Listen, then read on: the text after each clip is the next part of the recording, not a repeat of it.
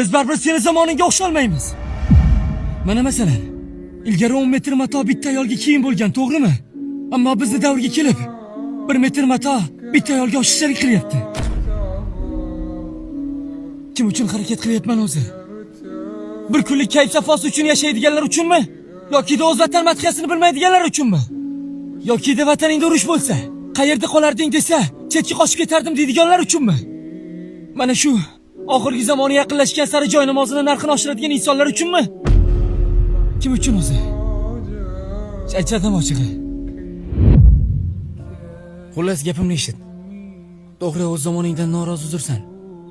Lekin menchi, bizchi. Otam mana shu sizning kelajagingiz uchun urushga ketgan. Akam ham. Yoshim hali 18 ga to'lmagan bo'lsa ham oilamga bosh bo'lib qoldim. Xo'sh, mana shu go'zal